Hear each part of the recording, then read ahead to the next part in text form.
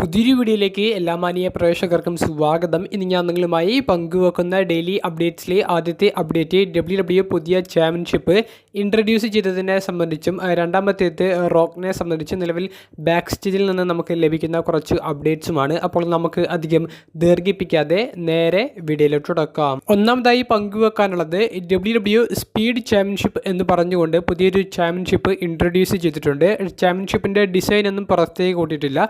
എന്നാൽ ഏപ്രിൽ 3-ാം തീയതി മുതൽ WWE പണ്ട് ട്വിറ്റർ എന്ന് അറിയപ്പെട്ടിരുന്ന നിലവിൽ എക്സ് എന്ന് സോഷ്യൽ മീഡിയയിൽ അറിയപ്പെടുന്ന പ്ലാറ്റ്ഫോമിൽ മത്സരങ്ങളുടെ വീഡിയോസ് അപ്ലോഡ് ചെയ്തു തുടങ്ങും എന്നാണ് അറിയാൻ സാധിക്കുന്നത്. ആ മത്സരങ്ങളിലൂടെ ഒരു ചാമ്പ്യൻഷിപ്പ് ടൂർണമെൻറ്റ് വെക്കുകയും അതിൽ വിജയിക്കുന്ന റെസ്ലറിന് പുതിയ ചാമ്പ്യൻഷിപ്പ് കൊടുക്കുകയും ചെയ്യുമെന്നാണ് നമുക്ക് അറിയാൻ സാധിച്ചിട്ടുള്ളത്.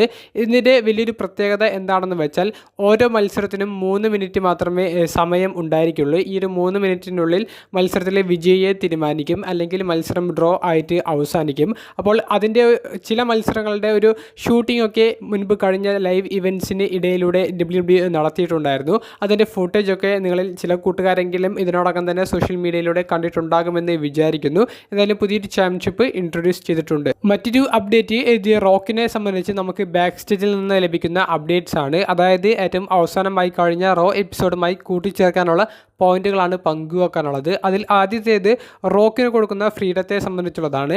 റോക്കിൻ്റെ സ്റ്റോറി ലൈനിൽ എങ്ങനെ സ്റ്റോറി ലൈനിൻ്റെ ആംഗിൾ, അതുപോലെ തന്നെ ട്വിസ്റ്റ്, അതുപോലെ തന്നെ സ്റ്റോറി ലൈനിലെ സെഗ്മെൻറ്റുകൾ എങ്ങനെ നടക്കണം എന്നുള്ളത് റോക്കിന് തീരുമാനിക്കാനുള്ള ഒരു ഫ്രീഡം കൊടുത്തിട്ടുണ്ട്. അതിൻ്റെ കാരണങ്ങൾ റോക്ക് ഒരു വേൾഡ് വൈഡ് സൂപ്പർ സ്റ്റാർ ആണ്. അതുപോലെ തന്നെ WWE greatest of all time ലെവലിൽ നിൽക്കുന്ന ഒരു സൂപ്പർ സ്റ്റാർ ആണ്. കൂടാതെ പേരൻറ്റ് കമ്പനിയായ TKOയുടെ ബോർഡ് ഓഫ് ഡയറക്ടേഴ്സിലെ അംഗവുമാണ് എന്നുള്ളതുകൊണ്ടാണ്. അതുകൊണ്ടാണ് മറ്റ് സൂപ്പർ സ്റ്റാർസിന് കൊടുക്കാത്ത ഒരു ക്രിയേറ്റീവ് ഫ്രീഡം റോക്കിന് കൊടുക്കുന്നത്. അല്ലെങ്കിൽ റോക്ക് അത് മാക്സിമം യൂട്ടിലൈസ് ചെയ്യുന്നുണ്ടെന്നാണ് നമുക്ക് പറയാൻ സാധിക്കുക. മറ്റൊരു പോയിന്റ് എന്താണെന്ന് വെച്ചാൽ ബ്രോക്കിനേക്കാൾ വലിയ ഒരു ഫ്രീഡം ഉള്ള ഒരു റെസ്ലറായി മാറുന്നു എന്നുള്ളതാണ്. അതായത് വിൻസ് മിക്മാൻ്റെ കാലഘട്ടത്തിൽ ബ്രോക്ക് ലെസ്നറിനെ ഒരു ബീസ്റ്റ് എന്ന നിലയിൽ അവർ എങ്ങനെയാണ് കാണിച്ചത്, അതിനേക്കാൾ അപകടകാരിയായ ഒരു റെസ്ലറെ ആക്കിയിട്ടാണ് നിലവിൽ റോക്കിനെ പ്രസൻറ്റ് ചെയ്യുന്നത്. അത് റോക്കിന് കൊടുക്കുന്ന ഒരു ക്രിയേറ്റീവ് ഫ്രീഡം എന്നുള്ളത് കൊണ്ടാണ്.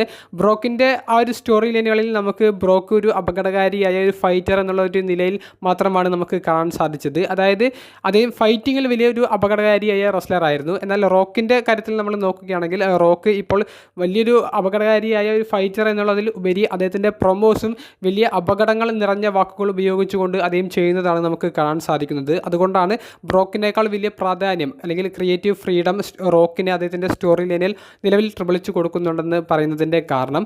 മറ്റൊരു പോയിന്റ് എന്താണെന്ന് വെച്ചാൽ റോക്ക് വേഴ്സസ് കോഡി തമ്മിലുള്ള സ്റ്റോറി ലൈനാണ് നിലവിൽ വലിയൊരു ഹ്യൂജ് ഡ്രീം മാച്ച് പോലെ അവർ ബിൽഡ് ചെയ്ത് കൊണ്ടുവരുന്നത്.